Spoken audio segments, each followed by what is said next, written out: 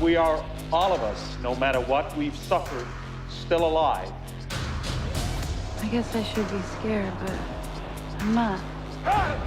Hey everybody, welcome to What the Flick, Season 1 of The Leftovers, Episode 5. Gladys, Alonso, Robert, Hank joining us today.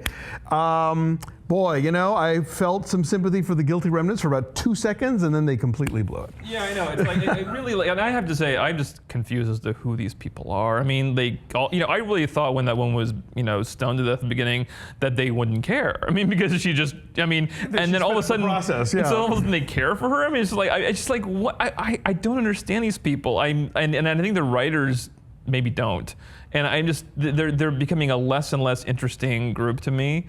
And since they're such a huge part of the show, I don't know. Well, I mean, I don't know that they don't care. I mean, well, let me put it this way. I don't know that they do care. I should say. You see the woman at the beginning before she's stoned. That's Gladys. You see her like ignore a guy who's fallen on the street, right? So they supposedly don't like, you know, their whole deal is what's the point? So what's the point? Why would they get so upset when one of theirs is murdered? They don't really seem all that upset. If anything, I'm sorry, I'll let you go. But it seems like that Ann Dowd is mostly upset that Lori is gonna quit.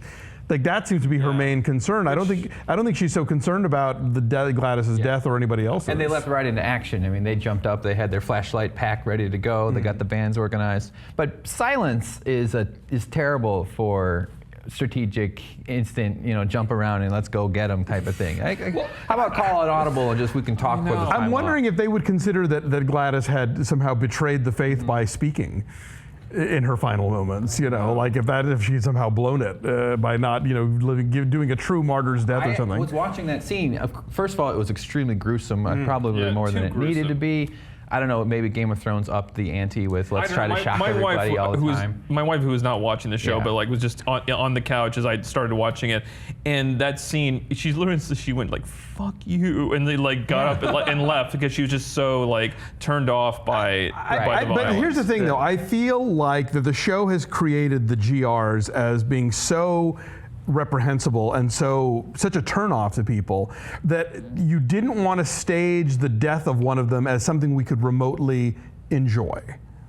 I think they had to make it unpleasant so that we would maybe ask ourselves, like, where do we draw the line for a religion that we don't agree with, for people that we don't agree with? When do we draw the line where a hate crime becomes something that's really repulsive to watch? I also thought maybe they chose stoning specifically because it has a historical and a religious connotation. But they still could have shown the body and the stones, and not shown the scene, or, you know, shown her being kidnapped, shown the body and stones, and like I would have been horrified. I didn't need to see the squishy sounds. I mean, these are the things that, like, I'm sorry, these are playing into people who want to see this shit and get off on it. And I just, it really does kind of. I mean, look, people are always gonna, and that's just, there's no getting around that. But I think that for the most part, it was meant to be horrifying, and I was horrified. But I felt like I was horrified within the parameters of acceptable television, I guess. Well, you know? What I was getting at was how sad I felt for her when she finally did speak. I was like, is she going to maintain her faith up until, I mean, is it going to last? Is it going to, of course she should speak. I don't blame her. I'm just wondering if they would, you know, within their... Interesting choice. So I was a little confused about what the whole thing with the shirts was, because I thought, I was confused. I didn't quite get how much time has lapsed since the last episode, so I didn't know if maybe during their creepy crawl where they stole everybody's photos, they also stole his shirts.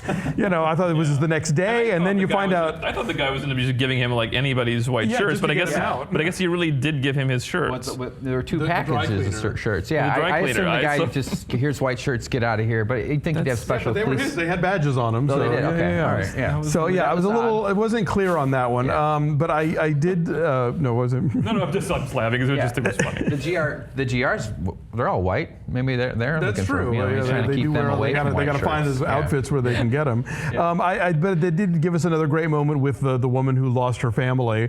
I love, see, we complained before how the show didn't have enough gallows humor. So I love when she said, well, you know what they say, the second you stop looking for them, they'll turn up, you know? I was like, oh, okay. That's Nora Durst, right, I think was her name. Okay. I think we're getting, I watched the previews, but I guess we're getting an episode all about her next week, it looks like. They made a big fuss about her when the teenagers broke into her car because she's like delivering death benefits. I mean, and then she sort of went away for a few doing that weird episodes. research, like did they speak languages? No, I figured if Christopher Eccleston was going to get one, surely she would get one as well. You know, and then I really like the scene where where he goes to tell the daughter at school about the incident, and she just immediately loses it, thinking, oh God, if he's at school, that means mom's dead. Right. I thought that was really powerful, and the diner scene was interesting. Just to see Andowd speak, and I thought that was a flashback at first when it started. I was like, they seem happy. They were in different clothes. They were in different clothes. It's sort of a different lighting. the Hall & Oates. Yeah, maybe this is the recruitment speech for her, but it's just a sabbatical or. Well, yeah. I guess you get a rumspriga apparently if you're a GR, just in case you're weakening. And then she takes the doggy bag and she poops in it and leaves it on someone's front. Yeah, front whoever stoop. Neil I'm assuming is. it's poop, and she That was my thought too. Yeah, light it on fire. I'm thinking Neil is her husband or something. I don't know. Yeah, Neil. Right. So who is Neil? What do you think? I think we'll find out later. I think the show is all about the things you're going to find out later. Is each GR character going to unravel in their own stories, in which it will explain their motivation for joining this kooky cult? Well, I think Gladys was one of the main ones we were getting, and now she's gone. But we did find out a little bit of her backstory. So I think the only one we've been following that closely is either going to be Andowd, or we've seen Liv Tyler. Right. Liv Tyler sort of walked us through the process of how one gets there and how one crosses over. So for Liv Tyler, she goes silent when this woman's murdered. I guess that was the tipping point for her. She was like, okay, now I feel like joining this group, but I just still don't know why. I mean, I don't get this group, and I don't get why everyone's not talking. I mean, you either just tell us who these people are and what they're. I feel like we're learning a little more each time, and I can't completely explain them, but they intuitively sort of make sense to me in terms of people dealing with this horrible loss. People who I think it's the idea of all of this could end at any moment. Let's not pretend otherwise. Let's not make plans. Oh, no, Let's that not. Part I get. Yeah. But the things that make them what they are, like it's just.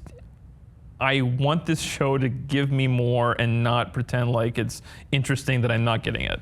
Do you feel like they don't know what they really are yet, and they're holding back, and they're waiting?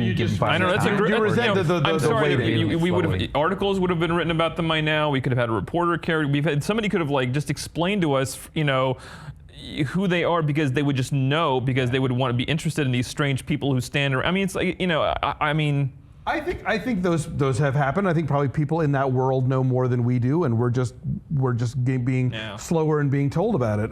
So the government agent thing. The government. That was what I was going to get to next. Yeah, that was a good That's an interesting thing where we find knew out of them, though. Yeah, they're part of the ATF now. The ATF EC, Explosives and Cults, and clearly. I added H for HBO shows. But and clearly they are out to just wipe out whoever and ask questions later. I mean, they went after. That was creepy with that he had. Very, yeah. We'll So make him go away. Because at the beginning, because they went after the I always want to call him Huggy Bear, Holy Wayne, his compound, and then the episode, real in passing, they talk about one in Florida that's being invaded. Mm-hmm. So yeah, clearly it's not just that some are staying and some are going. They're going after all of them, and they're pretty much going after all of them with no warrant or probable cause or anything. So which makes me want.